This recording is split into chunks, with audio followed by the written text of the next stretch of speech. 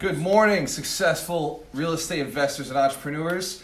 Today we're talking about the third principle in wealth, which is understand the four types of money. There are four types of money. The first is income. The second is profit. The third is flow. And the fourth is equity. If you understand any of these, you probably understand income. That's the most common goal that most people have, is get my income up. I want to make more money. I want to double my income. Income, once you understand the other three, is the least important. Income is literally the trap. It's the one that everybody stays on the wheel going after, and that's the one everybody wants to increase more of. But as a real estate investor, I don't give a shit about income. It becomes the least important element to our business. Flow and equity and profit are where it's at, because income is your efforts. Your efforts put in produce something that's extremely taxable. It's the most taxed of all the brackets, income. And I'm okay with paying taxes, but I'm not okay with working hard. And that's the difference, because we only have so many hours in a day. So we want to add value. Value add comes from profit, from other people's efforts. Other people earning income, but delivering a ton of value, and you're just scooping a little bit off the top. Profit comes from all of the efforts after the bills are paid, after payroll's paid, after the expenses are paid, after the flow has been put to work, then you get profit, right? A lot of people, a lot of entrepreneurs, a lot of investors will take profit way before they should, living off of things that go back to reinvesting into the company, that go back to paying off bills. So we've got to be careful with profit, how it's actually defined. You got to actually have a good understanding of it. E-Myth actually talks a lot about that, which we're going to be discussing that later on. Thanks to Mike Shine. Morning, brother. Morning. So you'll notice the room has less people than normal. That's because it's cold as hell outside. What did your phone say? Car coming in. Oh, mine said 14. 14. I didn't check my weather. The hell is warm, not cold. Well, we don't know. Nobody's actually been to come back, right? We have no accounts. So it may be torture to me. Would actually be cold too. Yeah. Right? Yeah. Mike, how was 19. us? 19. Ron? Yeah, 15. 15. I had 17 coming in, but I don't care. Once it gets below 30, I'm like, this is cold as hell. This is what the Arctic tundra must feel like, right? When I leave a bottle of water in the car every day, I had to get a new bottle of water, right? Because it was a block of ice. So, That's how you know it's real. yeah, a real estate investor, we have two concerns when the temperature gets this cold: frozen pipes and heating systems blowing, because now they're being overtaxed, right? They're being hit a little harder. But as a coach, as a trainer, I have a third concern. People, for whatever reason, when they get outside, they have not even walked out their door. They know from the night before, they know from the news that it's going to be extremely cold. They make sudden plans in their head where I'm not going anywhere but right here. So a lot of our people who normally will show up in a 2-digit, 10-degree weather, 20-degree weather, typically will stay home. Obviously snow is a good reason to stay home. It makes a lot of sense. But the cold is just an excuse. Good morning, Marcia. It's okay. I was talking about you too. No, kidding. Enjoy your open house. Make your money. Morning, Amy. Amy, you got no excuses. You're like right down the street. Dang it, Amy. I'm telling you. So it's a mental challenge, right, to show up on a cold day. It means that there's something here that you see value in, whether it's the people, the networking, the lesson, just holding yourself accountable, doing something you said you would do, whatever it may be. Give yourself a round of applause for sticking up and showing up, because that's something. You know what? Key to success, show up. It's hard to make money if you don't show up. There he is. So we got stragglers still showing up. Another rule of success, right? Show up on time. Yep, you know. He's like, show up on time. Late today. Well, how we do anything is how we do everything. So there's something to be aware of, right? I know. And it's okay, because I'm late often. It's me saying I want to be the person that everybody turns and claps when they walk in. So we'll give him a round of applause for showing up. If that's what you were looking for. I know it's not. I just wanted to come in quietly. Right? So I got the whiteboard up. Where my marker's at. So the principles of money. It comes out of, I didn't bring my copy of the book, but the E-Myth, actually Mike, before we get into this, you want to come up and talk about the E-Myth just for a little bit? Sure. Excellent. Sure. Okay. So this week's book is the E-Myth, and this copy that I have I don't recommend because this is the first one. And he has a book called The E-Myth Revisited where he went back and he updated it. But the E-Myth is about the fact that people who are technicians who are good at something, in the book it's a woman who makes pies, thinks that because she can make pies, she can just automatically transform into a business. And what you learn is that technicians don't make good entrepreneurs, and without the help of the writer of this book, she fails miserably. And she, instead of buying a business and being an entrepreneur, she makes herself a job. And we don't want a job. We want massive income from passive income. That's right. So the idea of the E-Myth, and this is the end of my little spiel, is that if you decide to start a business as something that you can replicate, like a franchise. So when you start your business, design it so that as if there were 5,000 more of your businesses. And that way, you're thinking about it as something that you can take yourself out of. Walter wants to go to Florida. Me with my closing business, I fall prey to this all the time. It's me. They all want to see me. That's not what I want. I want to go to Tahiti and know that my business is still running and still making money. So I highly recommend the E-Myth. Get the E-Myth Revisited, and that is the book of the week. Thank you. Thank you, Mike. Good job. Give Mike a round of applause. Let's go, Mike. So Mike is in a challenge with me. We read at least 52 books a year. Yeah. Right? So Mike is doing phenomenal, and a lot of our books are business related, real estate related, self-development, money related. So, because there's a difference between money and business, right?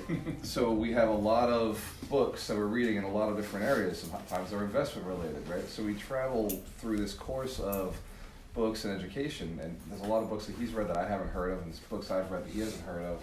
So we're constantly going back and forth with each other. But when he made the commitment to bring a book a week here to the event, it's a challenge to you to follow us. Right, we're corresponding back and forth saying, hey, which one do you think is really good for the group right now? And Mike's picked some phenomenal books so far, and this one is one I pulled this principle out of this book. So today's principle comes from the E-Myth, but there's Revisited, and there's also Real Estate Investor. Nice. There's the E-Myth Real Estate Investor. Now, I should have brought my copy because I've read both the investor, the brokerage, the business owner, the entrepreneur, and the original, and Revisited. Right? Don't you think that's crazy though? Every one of them is different. You were planning. We didn't talk. I just picked a book out of like the hundreds of books at my house, and then he says to me last night, "What are you talking about?" And I said, "The book is the E-Myth. And it's synergy. That's perfect. Crazy. That's crazy." Yeah. Nope, that was perfect. Like minds. Exactly. We're on the same path. We understand, like, when you make $1 million, the path doesn't really change that much. Mm-hmm. The techniques may be different, but the principles are the same. Yeah. And you got to do the same evaluations, right? The first principle was think $1 million. There's no getting around that step, right, Mel? Mm-hmm. You can't do it without it. Who's this guy you brought? My son. You look like a hard-working kid. Excellent. Learn this now, so you can get rid of the hard work and you just like think right. Yes? Yeah. All right, give him a round of applause. How old are you? What is he, 17, 18? 16. 16. 16. Excellent. Does it look like they could be? They're getting younger. Yeah, right. He looks like They're getting younger. Mom looks 16 too. There you go. He's like, whatever. Heard this enough. All right, so the first principle, good. Just a quick question. When you're reading all of these books, how do you allow yourself enough? Like, what do you do to process that information as you're reading them? Because for me, I'm used to reading maybe 2 books a year. Right. I get better at it, just like going to the gym the first time, right? Right. The first time you went to the gym, Flex the like it's muscle. painful, it doesn't work out so well. Go ahead, Mike.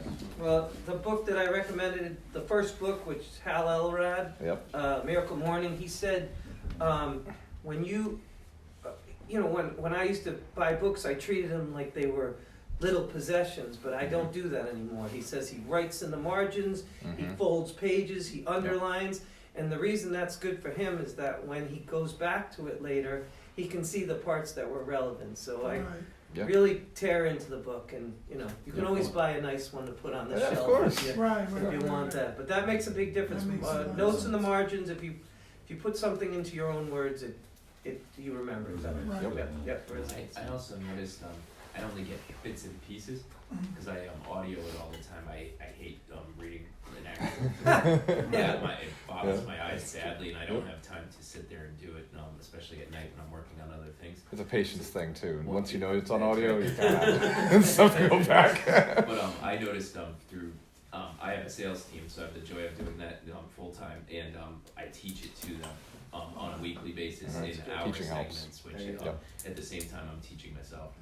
Oh, And one of your foundational 5. So actually, if you want an extra challenge, I drive around for my closing, so I'm listening to the E-Myth Revisited on Audible. Nice. But at the same time, because it was one of Walter's foundational 5, Secrets of the Millionaire Mind, I actually finished this morning because it was my book of the week. And he says on the last chapter, he says, read this book once a month. Yeah. And I'm like, man, I've got so many other books, but if you were to read The Secrets of the Millionaire Mind once a month, oh my God, it would be so powerful because it's basic. It's nothing. It's the nothing. principles. Yeah, it's nothing way out there, but it's just so it hammers all the other books home. Everything you've read in The Secret and all these other ones, you're like, yeah, Yeah. it's such It's a a good solid book. foundation. Yeah. Oh, it's so good. Since we got on that, I will say that I've read that book every month for the last 2 or 3 It's years. nice to meet you. And when I say every month, I've done it weekly. I've done that book every other day. What? Just the Secrets of the Millionaire Mind. It's only 3 hours, right? So that book, I would every day I go to the gym, I hit that book. I'll be listening It's to like it. a mind workout.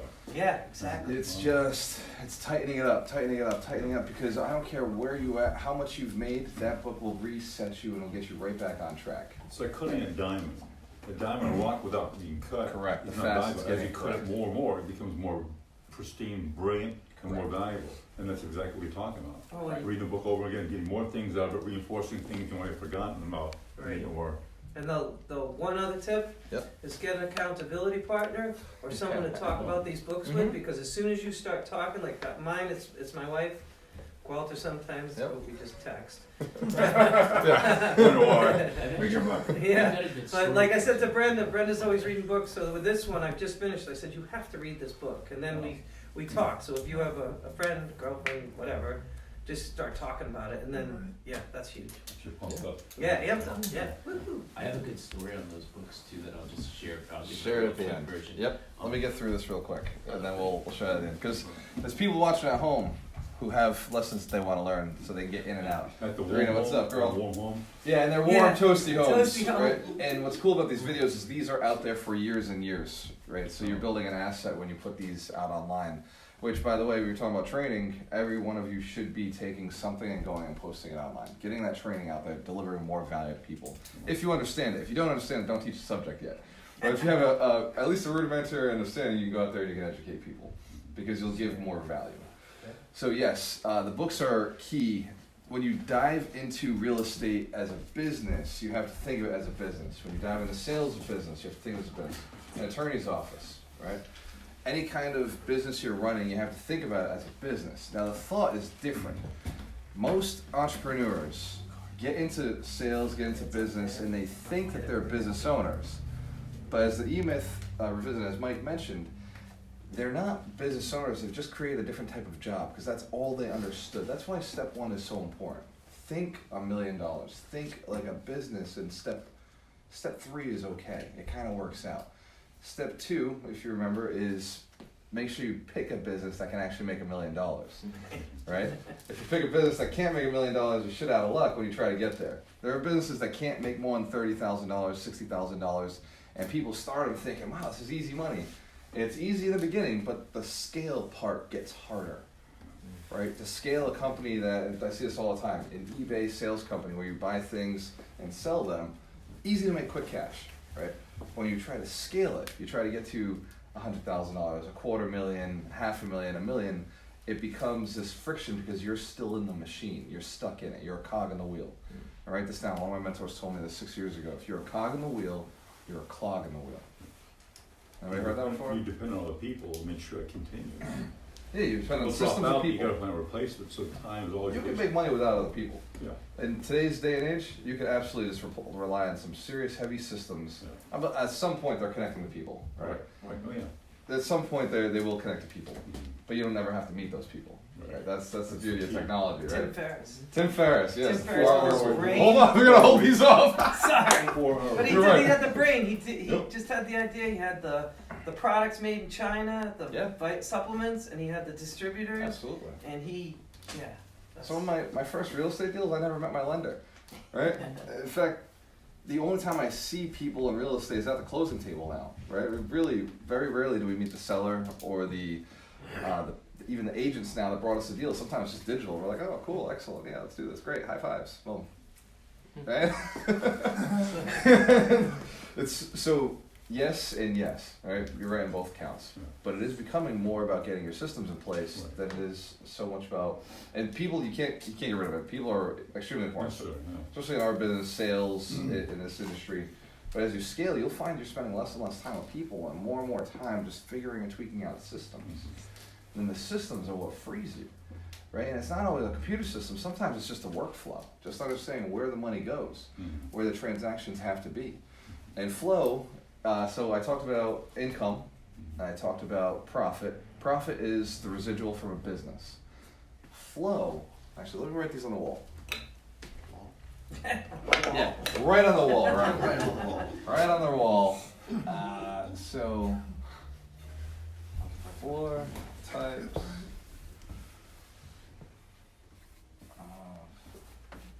money.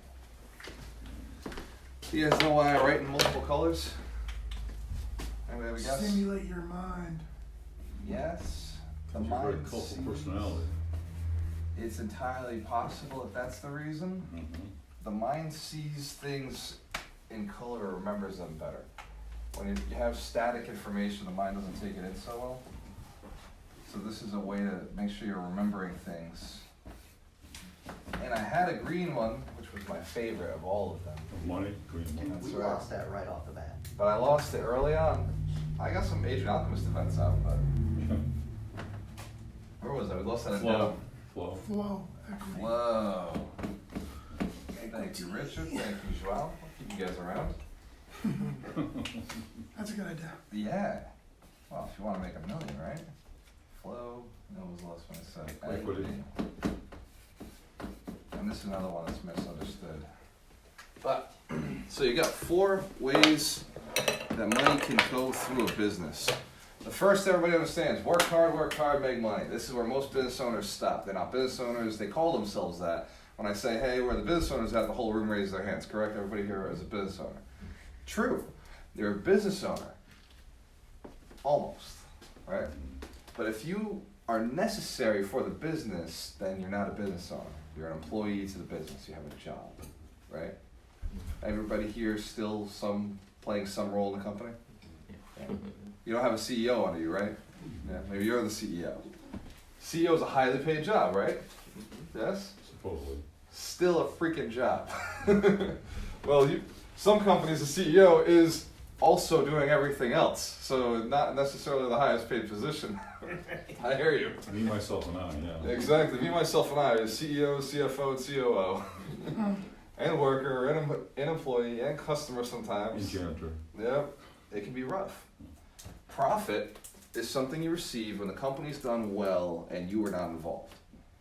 So when I was living in Vegas and the company was making profit, I can say that was true profit, right?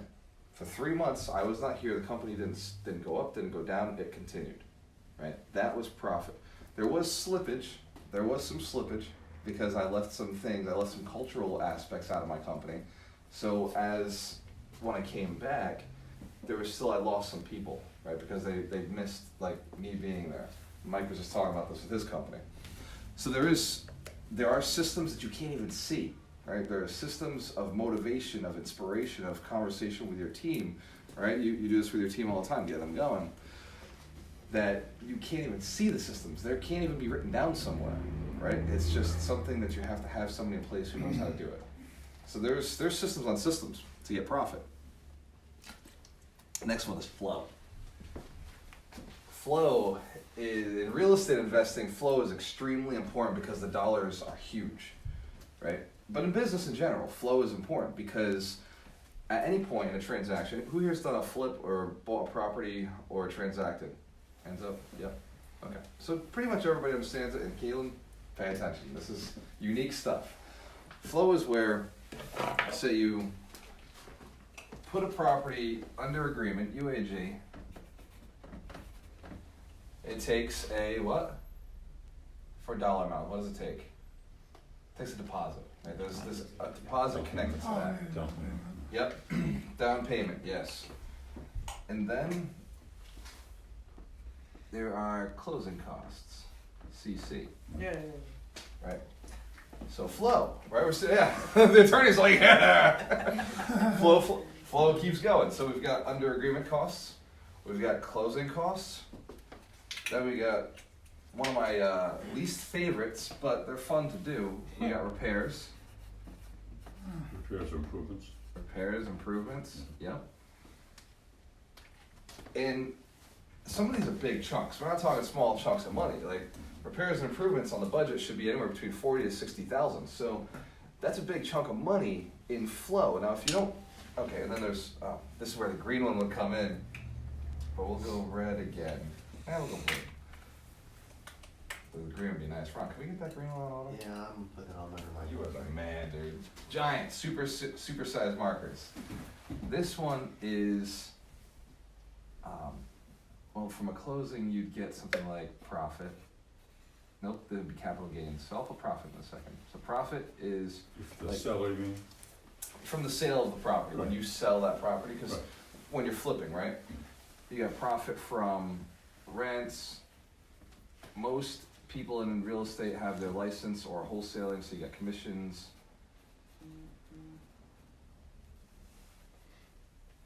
And then you have capital gains.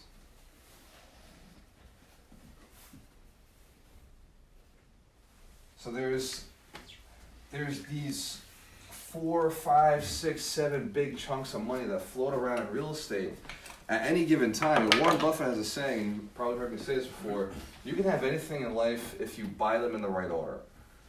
You just have to make sure the flow is going correctly, right? And that's what flow is. At any point in a transaction, you're putting properties under, not a transaction, in a company, you're putting properties under agreement.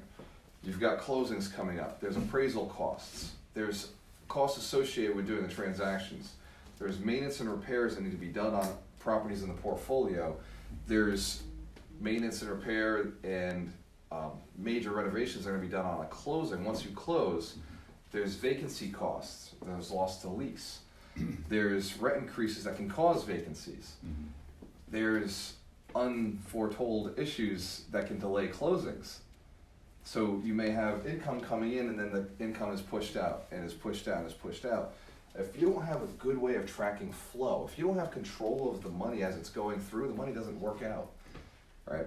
You could buy, so Ron and I have, we'll just talk about the condos.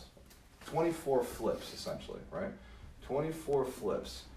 If they don't sell on time, right? Say we had carrying costs on that, which they're covered by having everything rented out, but say we had carrying costs on that. You have potential to make $2-3 million, right? You have all this potential, but if you don't close them, potential starts running out, right? There's time, erosion, correct, and you can be susceptible to erosion. So real estate investors have to understand flow very well before you can scale. If you scale garbage, you get a lot of garbage, right? If you scale a system that you're doing one flip and everything's kind of half-assed, and it happens a lot in real estate, you get lucky in real estate. It's very easy to get lucky in business, right? A lot of real estate investors think that they profited because they got lucky. They thought it was their own fault. And E-Myth talks about this a lot. Thinks it's your fault that you got rich or your fault you got a good deal, when in reality it was just luck, right? Some things worked out. When you can intentionally every single time reproduce the same results, now it's your fault, now it's true profit. But sometimes, like the first deal, And I got very lucky in the beginning. A lot of my mentors got lucky on the first deal, that's why we're still in it. But if I failed in the first deal, I might not still be doing this. Does that make sense? Yeah. But I didn't do anything smart on the first deal. I just literally bought a house, and it worked out. Right? You're getting experience and gaining knowledge and improve that. That's what helped. Yeah. But if I bought a house that didn't work out, Unless you had a willpower to continue and make it work, then you wouldn't get well, the numbers don't work, it takes a lot more willpower. Right? When the numbers don't work, it takes a lot more willpower, and a lot of people don't have that staying power. Fortunately, most of us all got lucky in the beginning on our first transaction. So there's a level of luck, but by learning the process, and that's what we're teaching, by learning the process, you can eliminate all of the luck factors and just go after this consistency. I know how to read the numbers. I know what we're looking at. I know what the expenses are going to be. I know what the income's going to be. And keep an eye on the flow of your company, making sure that money is coming in and going out into the right channels. Reinvesting into your company. You can't go spend money on marketing before you've closed that deal, right? You should be tying up more properties until you've closed some properties. Like Ron and I talk about it right now. Like, I am dying to go and market and push to bring more in, but we have 3 closings that we're waiting for. There's one supposed to close next Friday. Actually, 2 are supposed to close next Friday. Fun fact, one got pushed to the Friday after, right? So there's always this inconsistency. So until they close, I can't go and start the next phase of the company. And that's from understanding flow. Without understanding it, my mind says, buy, right? Let's keep hunting, keep looking for more property. And sometimes I have to sit on my hands, and sometimes an investor, you have to literally sit on your hands and be like, okay, gotta wait for that closing to go through. What are we doing this week? Let's go paint an apartment. Let's go just do something to stay busy. You know, work on a business. But as you are modeled and prove this, you're always looking at what's next before you close something, so you know where to go, right? Yeah, but we know that 3 months in advance. Okay. Once I put something under agreement, I'm 3 months in advance. We're not closing tomorrow. Right. Right? Very rarely will we close quickly. But you already have targets, so you know what we're going after before. Yeah, we know how to market. Yeah. All I have to do is just open my email. And Oh. I'm like, okay, I'll buy that one, I'll buy that one, I'll buy that one. But right now I'm like not even looking at my emails. Just being like, okay, like whatever, looks like a good deal, pass it to somebody else, right? Like, Yeah. it's painful, Yeah. you know? But yes, if you didn't have the systems that we have, you'd want to have your marketing funnel out there, but at the same time, you shouldn't be spending money on marketing if you're not closed on something, right? Once you have a deal, close that deal. And yes, you'll wish that you'd stayed marketing, you'll wish that you kept going, but close the first deal. That's why you should always have something else. You can't just jump right into real estate and expect to get rich off of something you've never done before. That first year, you should be working something else. I don't care what it is. Make it in line with the industry. You know, be a realtor, be a lender, be a contractor, a plumber, go to all the school to be an attorney. Maybe not the easiest if you're working some other form of 9 to 5, but get into the lane, get into the corridor somehow, right? He talks about getting in the corridor in Secrets of the Millionaire Mind. Get in the corridor somehow so you can get some income from it and still get an education in real estate. But don't just jump into buying property and assuming that you can live off of that first property, right? Very dangerous. And if the flip doesn't happen fast enough, I mean, it'll crush you. It really will. Ron and I have held on to flips for over a year. Properties we thought we'd turn real quick. Margaret took a dip in February. We're like, oh shit, like, thank God it's a multifamily. Yeah. Could have been bad. We just tossed a tenant in and waited out. And then when the market actually came back, well, we thought we were stuck. Market came back, so then we offloaded the property. And that's happened to us a number of times. It just depends on the season, the cycles of real estate. So understanding flow it's a money that nobody talks about. In real estate investing, it's a form of money that we just don't discuss often enough, but it is the secret to success. We talk about raising capital, right? Who here has ever had to raise capital? Private money, yes. Who here has lent private money before? There we go, that's right. So when we're lending and we're collecting money, it doesn't help to have money in the bank that you're paying interest on if there's no property to close on, right? Wholesalers, when they first get into this, or real estate flip guys, they're like, oh yeah, okay, I'm gonna go raise this capital. Dude, don't raise capital until you got the deal, right? And then once you have the deal, don't take the money until you've closed. They have the temptation of just, yeah, okay, I've got the money, we're closing next week, bring the money in, now they're paying interest, and the closing gets pushed. And you don't close for 2 to 3 months. Get good at saying, hey, okay, excellent, we're lined up, we're gonna take that money. As soon as like I get confirmation on the closing attorney will literally transfer those funds. Have the closing attorney do it. Let the funds take 2-3 days to clear, but make sure that you're doing things in flow, following flow the right way. Don't collect the money too soon. Ron, what are some of the pitfalls that you run into with flow? Mortgages, right? Being able to have the money set aside for the mortgages. Those come up, it's like, it could be a mountain. If you've never had a mortgage before, $1,000 a month extra that you weren't used to can be a lot. At our level, it's $18,000 a month. That's what we pull in, yeah. That's Oh, what you we mean pull that's, in. That's one building. mortgages. Yeah. I would say, holy shit, that was a bad month. Yeah, our bad month's a 31,000, right? 29,000 is a bad month. Mm-hmm. It's like vacancies. That's people not paying. Rehabs. Yeah. So like, you've got to have an idea of what your bills are. Like, be able to have something to pay that. Right? We didn't start flipping initially. We started by buying and holding, buying passive assets that could maintain a flip. This building has carried so many of our flips. Right? We didn't pick up flips until we had this. And it wasn't until I had a nice sized portfolio that I could go and do a flip before I did my first one. So it's counterintuitive, right? It's counterintuitive. Get in the game with some form of income. Make sure that you have something to support you and sustain you. And if you don't have a rental property, you may have to work extra hours just to cover that, right? If you're still in the income game, if you're not at the profit level, then you may have to work extra hours. But keeping an eye on flow is, you should have a spreadsheet to just track closings, renovations, knowing it's red light, green light in real estate. It's red light, green light in business. And the book, the E-Myth Real Estate Investor, is a strong suggestion to everyone. E-Myth Revisited for any business, but E-Myth Real Estate Investor is a strong suggestion for people who are looking to invest in real estate. That book's going to teach you a ton when it comes to understanding flow, how it works. Next, we've got equity. Any questions on flow? Any questions on how it works, why it's so important, how to track it? Okay. So we have a spreadsheet that we track all of these elements in, and we know where our funds are going, where they're coming in, and literally some months, we have months where we're just like, there's literally nothing to do this month. We'll work on like training programs, or we'll work on doing all the events, networking, building the network, building relationships, but there's nothing to ask for. Right? It kills me sometimes because I'm like, dude, like, I'm on stage, right? I got 200 people in front of me. I'm like, all right, I got everybody here, but I've got nothing to ask for. Like, what's the point in stage, right? The point in getting in front of people is to sell something. And so if I've got nothing to sell, I'm just like, well, everybody, what do you want from me, right? Like, let's do some more. Let's do this. So when we have opportunities to raise capital, I'm excited. When we have opportunities to find more property, I'm excited. When we're looking for partners, or we're looking to do a training course, something along those lines, I get excited. But flow will sometimes dictate what you're asking for as a salesperson, as an investor. Every one of you is a salesperson. You gotta sell your dream to somebody, right? Whether you're raising capital, or you're looking for properties, or you're looking to lend capital, you gotta sell that you have that ability to do it. Right? So at any given point, flow can dictate what your job is. We're gonna talk about the one thing at some point, right? That looks coming up.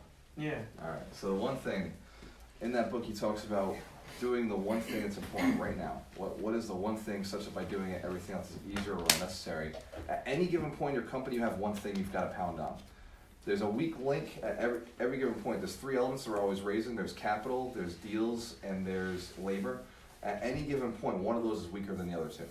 2 of those typically are driving your business, and one of them is always your weak link. And in business, sometimes we go back and we fix that one, and it becomes stronger than the other 2.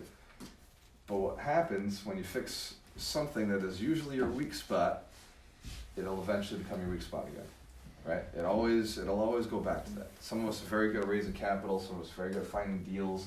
Some of us are very good at, we have a ton of labor. We know all the strategies. For Ron and I, labor's never been, it was an issue before. It was a big issue before, but now it's not an issue because we solve a labor issue. We have a network of property managers, a network of contractors. At any given point, if we overdo it, we can spread it out, right? We can pull people in. So labor's not an issue anymore. Raising money, no longer an issue. It's super simple. I just get in front of people, I let people know about the project. Deals right now is on hold because of flow, right? And not because I'm not capable, it's just, that's the part of the company to hold back on right now. Until we get past some of the deals, until we've digested some, right? You ever seen a snake eat something really huge? Digest it. Yeah. You'll see it sitting in there and it's like, it's not gonna be like chasing anything for a little while, right? It's like that. Like Finds a comfortable your corner. company, so people set these goals, right? I'm gonna go back to equity in a little bit, but people set these goals, I wanna have 100 units. Who here said that? Right, a lot of us have said that. 100 units when you got 2 is an ambitious goal because you've gotta digest. There's a gestation period and it's related to flow. You could absolutely, but we know we'd lose a ton of money, right? Like if we took on 89 units from having 2, the systems aren't in place, right? To take something on like that, what? That'd be 90. That'd be 98. If you had 2, you took on 98. You said 89. Oh, you're right. All right. So one of the keys to being successful is you have to have dyslexia, right? I've heard that. ADD and dyslexia, those are key signs of a genius. So, yeah! If we can get around this, we're going to be okay. In accounting, I had an accounting background, and trust me, that did not work out well. Yeah, right. I mean, looking at the numbers, know exactly what I was talking about, and then say something entirely different. And somebody would be typing, and it would not work out. So, I was only in that career for 4 years. So, what was I saying on? You were saying 90 units, you have to grow, you have to digest. You have to get the system in place. You have to understand the flow, get it in place. To raise that capital, fine. If you're going to raise the capital, you're fine finding the deal, the labor's going to catch you, right? Unless you have that labor angle figured out. You may have the labor angle figured out, have this great deal in front of you, and not have the money lined up. Or have the money lined up, have the labor lined up, and just have no deal coming through. So there's elements to flow that you just have to track. And the only way I've found that tracks it well is we have a spreadsheet that we've actually built for our company that says, okay, these are closing, these are transactions that are coming through. It ties in all the different programs, and we just have to manually bring it all into one space, and we track what can we do based on where all the numbers are coming through. If tenants didn't pay that month, or we have a lot of evictions, labor has to go in that direction, right? Maybe bringing on another portfolio right now doesn't make sense because we've got to tighten this one up. Stabilizing takes time, and it's all flow. It's all about following the money. Equity is the 4th type of money the real estate investing in. It's probably one of the most important. I'd say flow and equity are the most important elements in real estate investing and in your business. Once you understand flow, and flow is literally like we move $30,000 a month. Just on the rental side of our business, we move $31,000 a month just on that side of the business. That's flow, right? That's how you gauge how much flow there is in the company. We're probably a little more than that because of the flips, because of the brokerage, because of Agent Alchemist. There's a little more to that flow, right? So how do you track all of that? Equity is what your company is actually worth. It's the difference between what it costs you to do business and what you can sell it for. So in real estate, it's very easy to track your equity, right? Well, I can sell it for this much and I owe this much. Equity, right? That's math. Super simple. In a business, you got to look at how much you're making profit-wise. That's where we go back to profit. How much you're making from profit, not from your own labor, from the company working without you, right? Because it's very hard to sell a job. Very easy to sell a business. All right, Mike, if I brought you a business today that said, this thing makes $100,000 a year, and I do absolutely nothing, I'll sell it to you for $300,000. Are you interested? Yes. Right?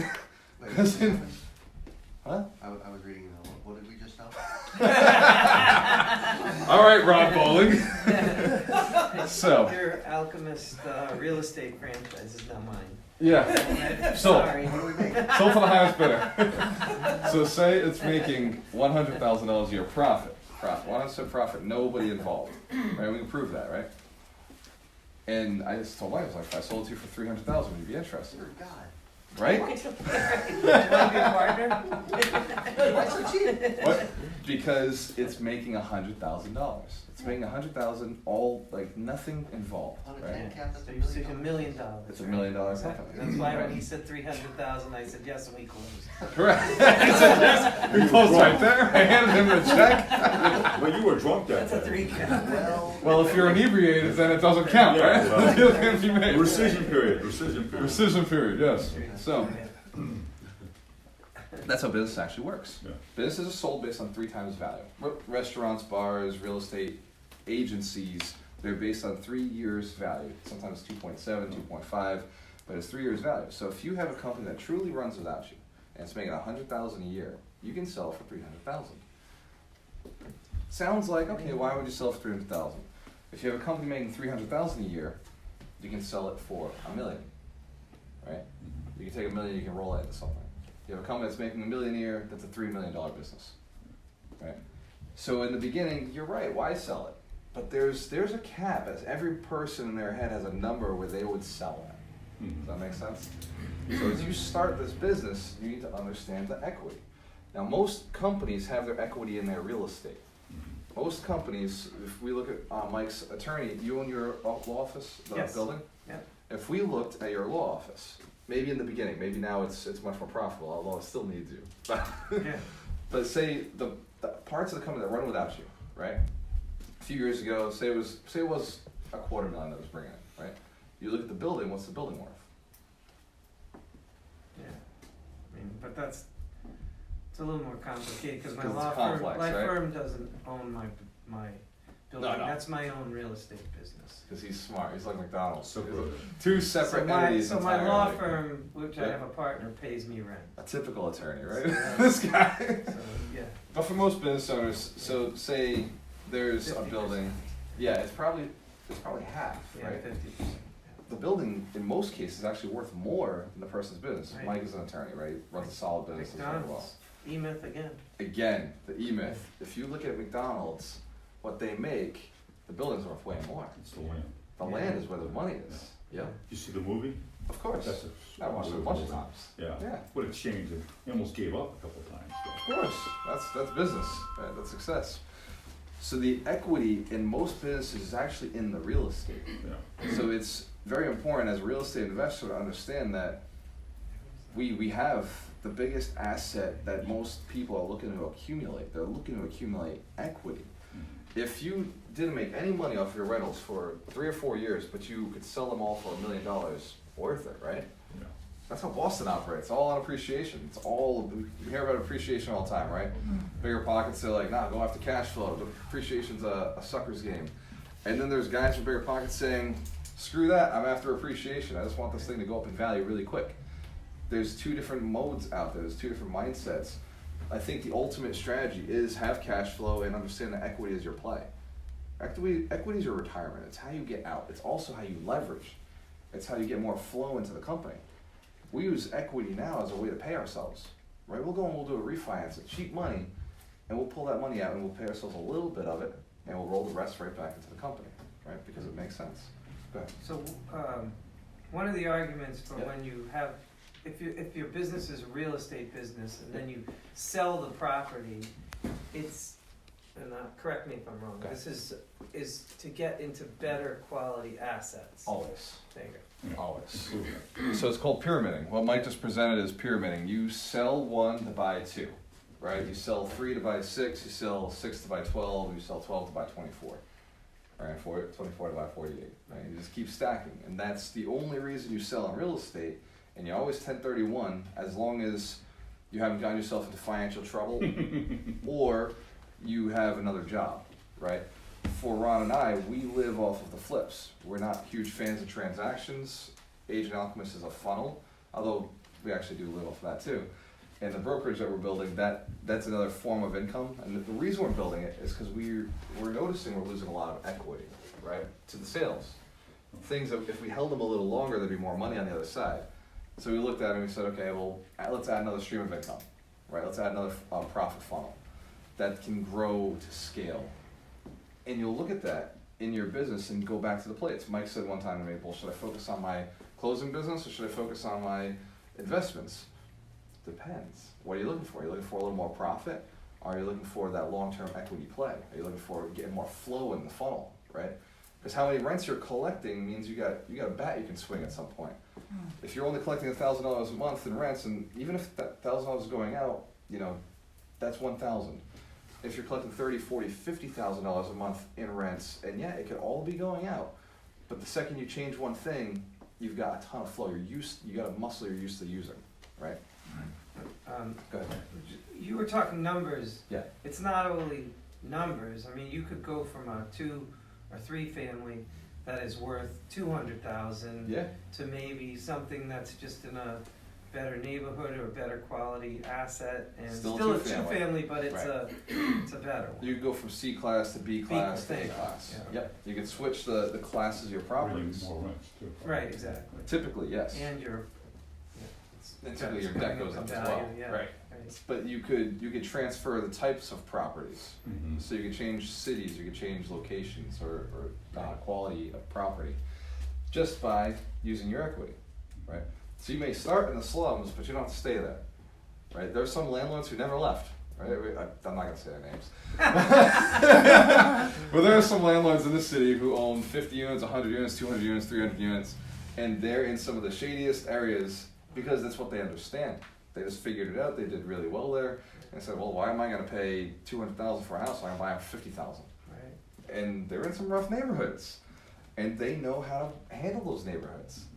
And this is the part that's questionable. They may be the reason that those neighborhoods perpetuate that way, because in those neighborhoods, when you buy at that price and the rents are so low, you almost don't want to fix things because it's just not enough meat in the bone. Mhm. But it's a question of when does that change? You know, we as the landlords kind of dictate that. We change our units, the prices go up. If we just lipstick on a pig for too long, prices go down, right? That's how C class is created in the first place. Every property at one point was an A class property, and then they become B class, and then they become C class, and then they become D.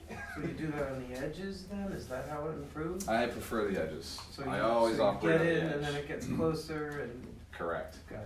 We're the reason that good areas expand. Gotcha. Right? I don't like to go deep into a banner too far in. Unless, like, we picked this building up when it was a rougher neighborhood. We absolutely did. But we also saw that the city was coming in to do their cleanup, right? They redid, you look at all the street out here, those are new cityscapes, new sidewalks, new lamps, new lights, like everything is new. And we also picked up the biggest building in the area, which means that we have the biggest effect when we come in.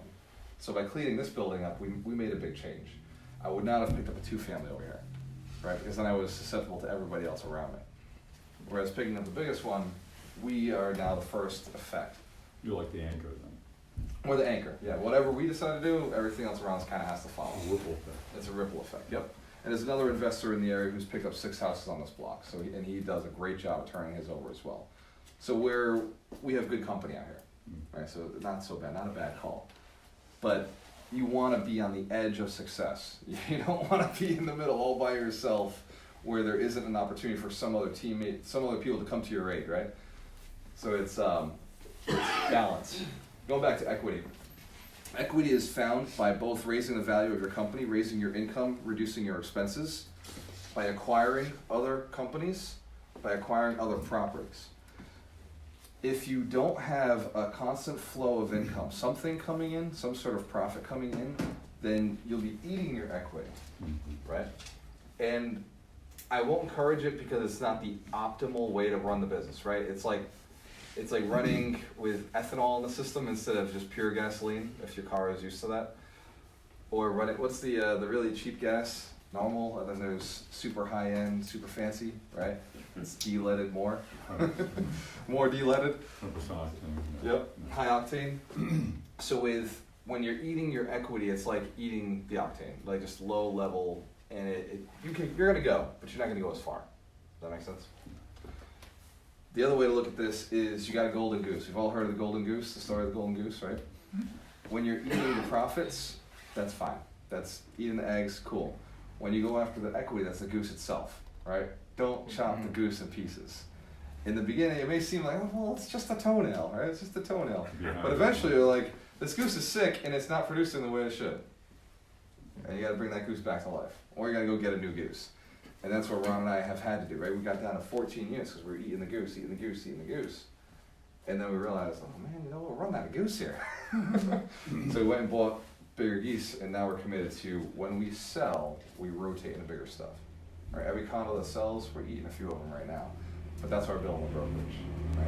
So make sure that your company, focus on your company first. Focus on your income first. I talked about it in the beginning, it's all that people think about. Just don't stay there. Right? Like in the beginning, yes, you should be raising income, getting your monthly bills paid. Hustle harder, learn a sales strategy, learn a business, start a business, make more, buy a rental property, do the things to get your income up in a stable manner, and then you can focus on profit. Really push your profits up. Once you've got a stable, steady income coming through from something that's worked on by other people, then you can start really focusing on improving your flow and building up your equity. Equity is the game. If I never claimed if I never claimed income for the rest of my life, that would be perfect. It would be ideal. I tell you I'm going to Vegas next week, in 2 weeks, 10 days, something like that? 10 days. I'm going to Vegas to learn how to double your income, right, in the next 12 months. Who here wants to double their income in the next 12 months, right? I know, it sounds like a great idea, double your income. That's what hooked me in the first place. I've been coaching with Paul now for 3 years. I'm gonna tell you the secret. It's no longer about doubling your income. So double net worth, double net worth, double net worth. Because I don't need income anymore. I really don't give a shit whether I make it or not. Does that make sense? So equity's like your fuel. Equity's fuel. Yeah. Equity's everything. Everything is equity. Right. You can't Right. move without it. You can't move without it. You get this machine big enough, we're a $4 million machine, we're looking to pick up another $4 million. If he and I go and borrow 100,000 against that machine, our note on that is like $50. It's $50 a month for us to borrow 100,000. That's, Right? do that 10 times. Exactly. You know, I told you, on our bad months, we're pulling in $30,000, $29,000. It's a bad month. That's a net. Yeah, that's gross. No, it's gross. Of course, okay. Oh no, we got bills. Yeah. That's flow. I figured, yeah. Right, that's flow. Yeah, okay. So you look at that company and you say, well, if they just add an extra $100, they both get to have $100,000 with no taxes paid. So that's what we look at now. We say, okay, we've got to borrow $100 a year. We're just going to take $100 a year borrowed against this. But if we did that in the beginning, it would have killed the company. Right? When all you have is $100,000 equity, you don't borrow $100,000. Does that make sense? Too much of a risk. We're at a point where there's a little over $2 million in equity in that company. You can borrow a little bit. Mm-hmm. Leverage it. Leverage it. Mm-hmm. And if that's how you live, that's how you live. For he and I, we know that option is there, but we'd much rather build a profit, build a company, build a brokerage. And that's another business. So it's gonna distract from the rental properties, but at 57 units, we're okay with that. Right? It's okay to go back and forth. We're talking about that with Mike, right? You go back and forth between your business, pump that thing up, fix it, automate it, close it down, and then you go down back to your rental properties and you acquire. You get on crazy acquisition mode, stabilize, get everything tight, and you go back and check on the company again and raise that profit level up again, tighten it up, automate, bring a manager in, and you just go back So and you forth have a between the two period of companies. time, once you get things, you fine tune it, get it tight, and then do it again. Yes, rinse and repeat. Yeah. You don't need a lot of businesses to get rich. I sat with an entrepreneur yesterday, good friend of mine. I just met him the other day, but now I'm like, I could hang out with this guy over and over, right? And he's got all these different ideas. Like, he wants to run all these different companies. And in my head, I was like, dude, like, that's gonna kill you. You got all these different veins you wanna go down. Like, just pick one and be successful with it. Yeah. But by looking at all five, you're sitting on the palm not doing anything. Nothing's getting done because you're like, I wanna do all these things. Warren Buffett says, right, write down 25 things you want to do, scratch out the bottom 20. Forget them. Just forget them and just stick to the top 5. And I'll go a little further and say just pick one. If you want to get rich, right? If you want to be mediocre, yeah, you have all the distractions. Say you want to do all those things. But if you want to get rich, you got to pick one. Pick one thing that's going to get you super rich and just run after it. Run after it. And make sure that you keep your relationships intact and your body intact, right? Eat healthy, right, Mike? Yeah. Work out. You know, make sure you're telling your loved ones that you love them. Spend time with them, quality time. But in your business, one thing, one focus. And if I could make the suggestion, I would say buy rental property, and then one day sell the portfolio, sell or finance it. That's the strategy. If you just buy a ton of rental property, you're gonna need either your real estate license, your attorney's license, your broker's license, some sort of job in the industry. Insurance agent, doesn't matter what it is, as long as you have a job and it could be construction, some sort of income in the industry in order to support all of it, right? This is the fallacy that I see every bigger pockets community, like all in the forums, everybody thinks you buy the rental property and you quit your job. When you quit your job, you stop growing. The rental business is very hard to grow without it unless you're eating your equity. Ron and I both did the same thing. We went and we said, aha, we're out. Yeah, now we just live off of flips. Flips are our job, right? And so that was an option, and it is an option. You can live off of flips, absolutely. But when you're living off of flips that are multifamilies, you see the other side of it, and it's like, man, if I just held them a little longer, just held them a little bit longer. All of the most successful people I know have another form of income. If you read the, this is probably one of the books eventually, but the Millionaire Next Door and the Millionaire Mind. The Millionaire Mind is more interesting. The Millionaire Next Door is a good start, right? Because it makes you feel comfortable. Have you read the Millionaire Mind yet? No, You gotta get on that. You're gonna like it. It's Decamillionaires. that's the second one. Second one in the that we're talking series. about. Yep. And then your mind, what was the other one? The Millionaire Next Door. That's the first one. Yep. But these are not the books of the week. Me and Mike will decide when these are going to come out. But in that book, he says every single decamillionaire held a firm source of income. What's a deca? 10. 10 million. 10, okay, all right. 10 million. Well, some of us are on that path right now, so Yeah.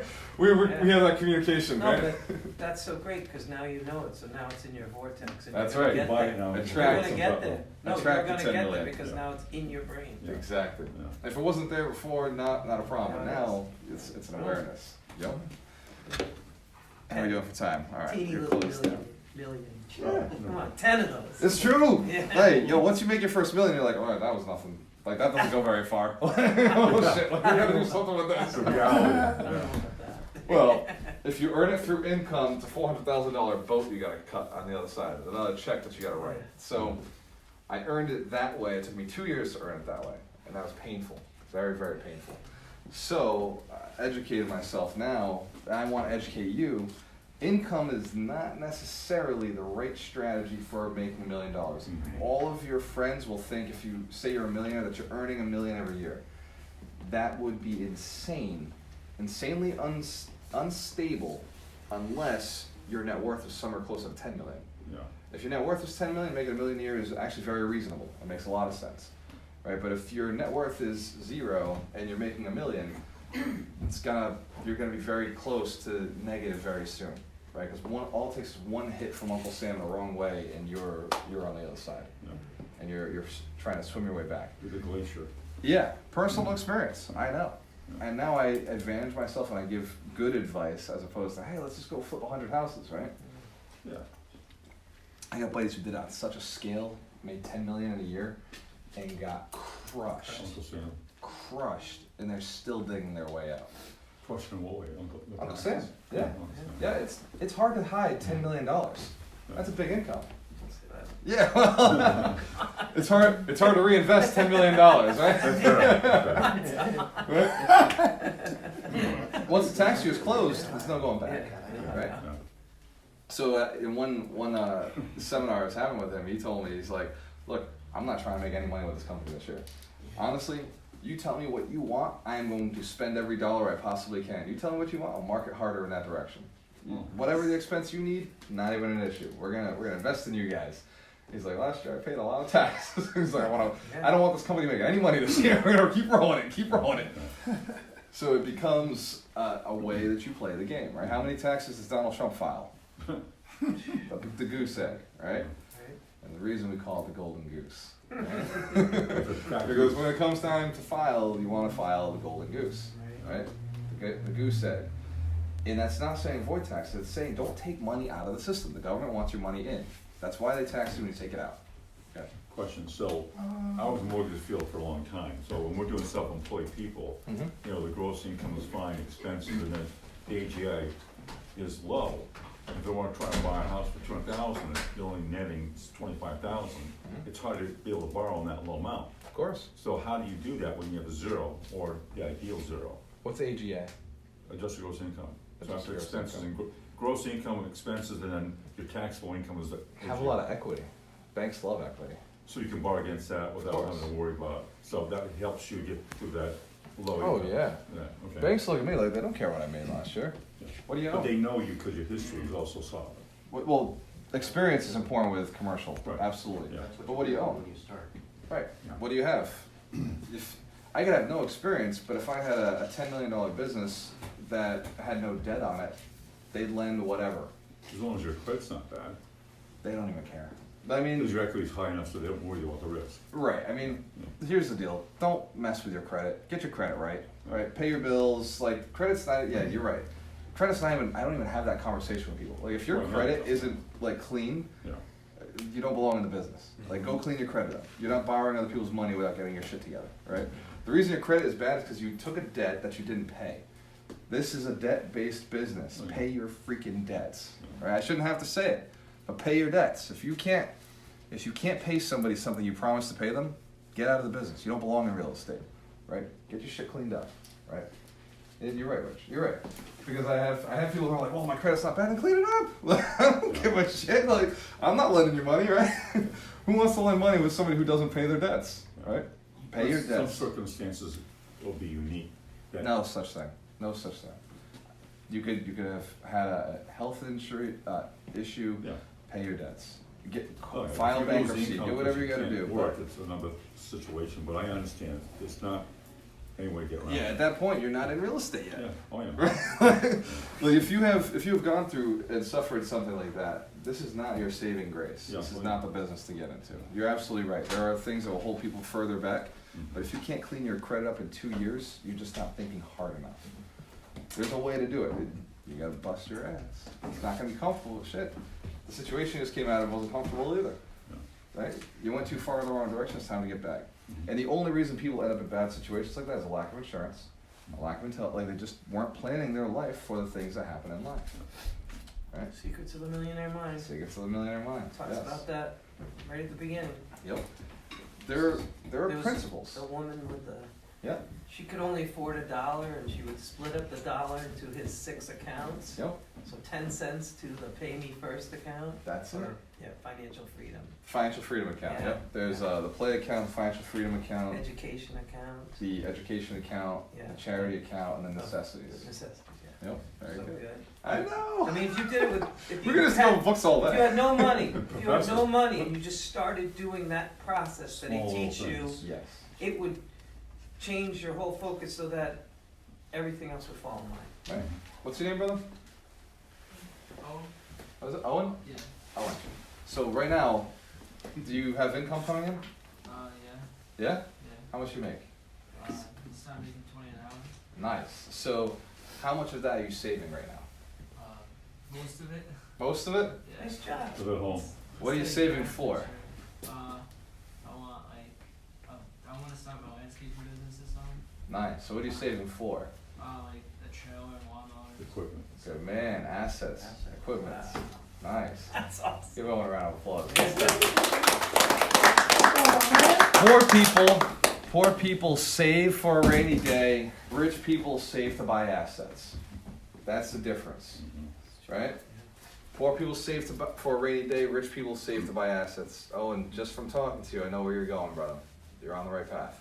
A landscaping business. I know a guy who has a multi-million-dollar landscaping business. He has 50 trucks out there up in the Boston area. Insane. He spends every single winter in Thailand because he doesn't have to be here in the winter. Does that make sense? And the dollar goes up for the. And he lives like a kid. You should see his Facebook. I met him in Boston at an event. We were at a success event, and I thought nothing of it. Him and his brother, and now I'm like, oh my god, like this dude lives the life. For 3 months he's in Thailand. He comes back. He's like, dude, when I'm back, I bust my ass. Like I work hard when I'm back here. And for 3 months I'm not here. He's motivated to go back again. That's it. Yeah. You guys have any questions on the 4 types of income?